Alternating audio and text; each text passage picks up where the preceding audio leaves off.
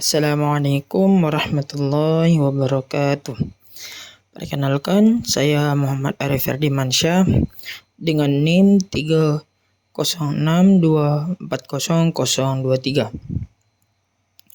Saya seorang mahasiswa program studi ilmu hadis dari Fakultas Usuluddin dan Studi Agama Universitas Islam Negeri Sultan Taha Saifuddin Jambi.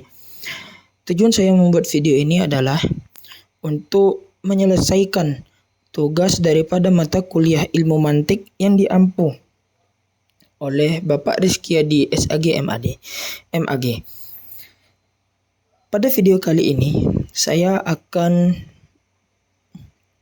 membahas tentang tasawur dan tasdik. Adapun inti daripada pembahasannya yaitu pengertian tasawur dan tasdik, pembagian tasawur dan tasdik, contoh tasawur dan tasdik, hubungan antara tasawur dan tasdik, lalu kesimpulan. Adapun yang pertama, saya akan membahas tentang tasawur.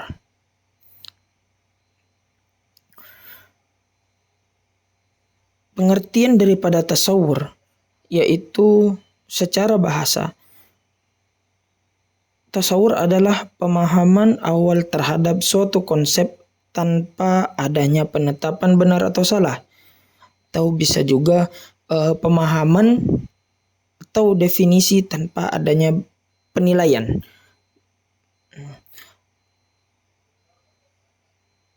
Contohnya seperti air, manusia, adil, takwa, dan lain sebagainya. Atau jikalau saya menyebut pohon yang besar, maka terlintas di benak seseorang tersebut pohon, tanpa orang tersebut menilai suatu pembenaran atau salah daripada apa yang saya maksud tadi. Kemudian pembagian tasawur, para ulama mantik membagi tasawur ke dalam beberapa sudut pandang. Yang pertama, berdasarkan kejelasan makna.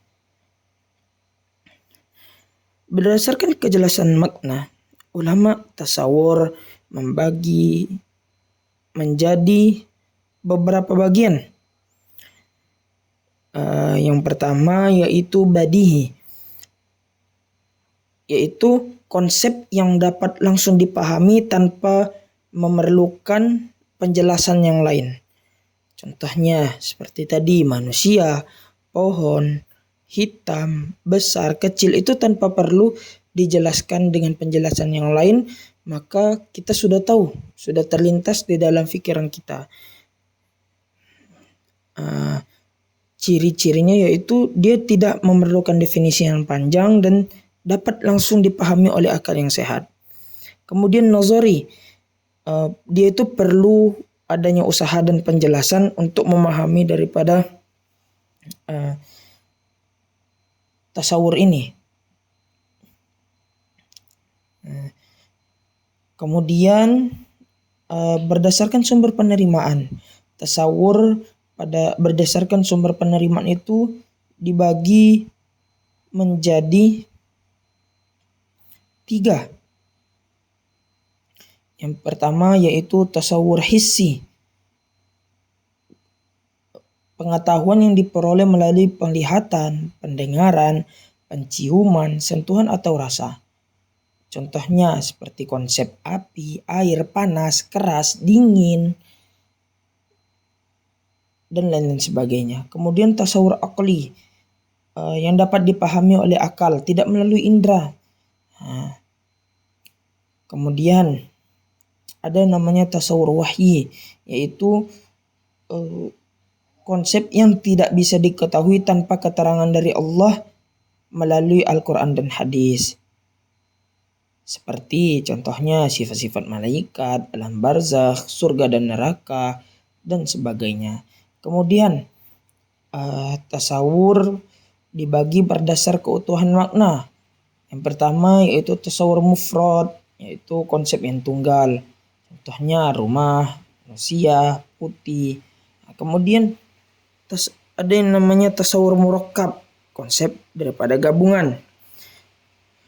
Yaitu dia tuh tasawur konsep definisi yang berupa susunan atau gabungan dari beberapa makna seperti mahasiswa tingkat akhir Fakultas Usuluddin dan sebagainya. Kemudian berdasarkan lingkup makna, yang pertama itu kulli atau universal. Kemudian ada yang namanya juz'i, itu per individu.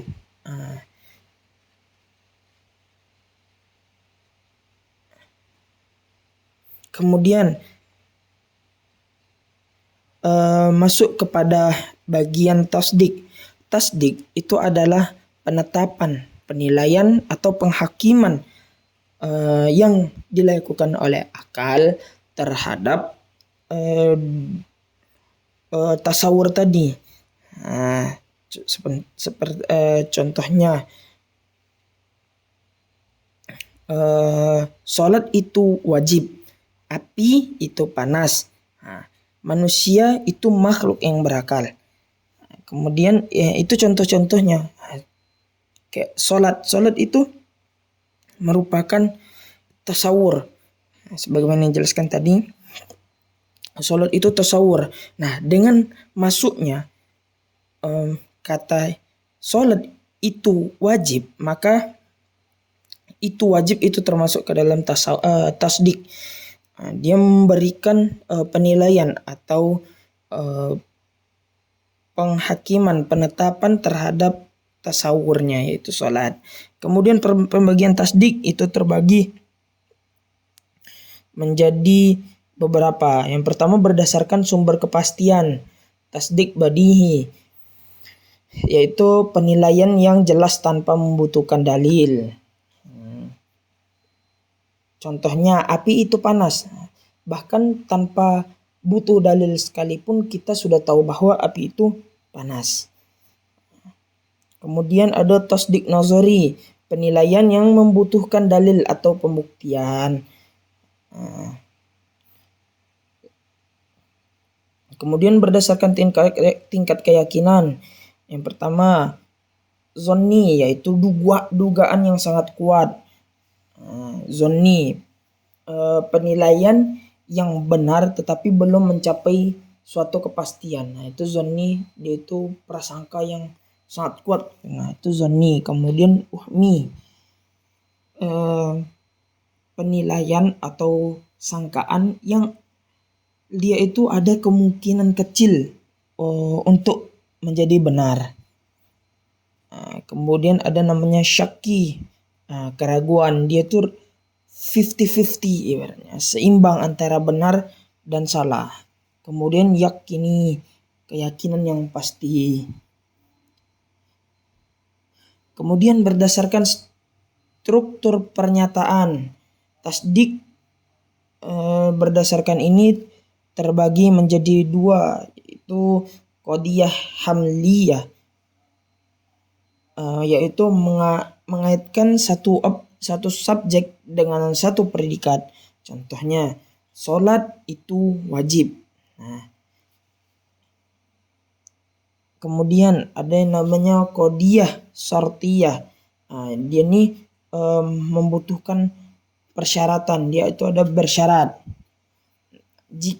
Contohnya jika matahari terbit, maka bumi menjadi terang.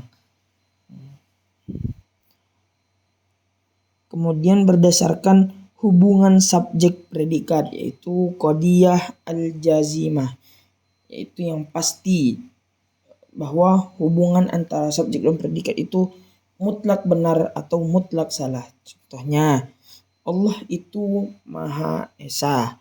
Kemudian ada lagi contoh yang lain, manusia bisa mati tanpa oksigen dan sebagainya. Kemudian ada yang namanya qadiyah ghairul jazimah, yaitu hubungan yang mengandung makna kemungkinan, dia bisa jadi, bahasanya itu bisa jadi. Nah, jadi berdasarkan keseluruhan Tasdik dibagi menjadi berdasarkan cara mengetahuinya itu terbagi menjadi dua, badihi dan nazori. Kemudian berdasarkan tingkat keyakinan terbagi menjadi empat, zonni, wahmi, syakki, dan yakini. Kemudian berdasarkan bentuk proposisi yaitu hamliyah dan syartiyah. Kemudian berdasarkan kadar kepastian itu jazimah dan ghairul jazimah. Mungkin cukup itu saja yang dapat saya sampaikan. Apabila ada benarnya itu dari saya, dari Allah Subhanahu wa taala, dan apabila itu ada salahnya dari diri saya sendiri. Seperti barusan kan salah. Maka itu dari diri saya sendiri. Saya minta maaf, saya akhiri. Assalamualaikum warahmatullahi wabarakatuh.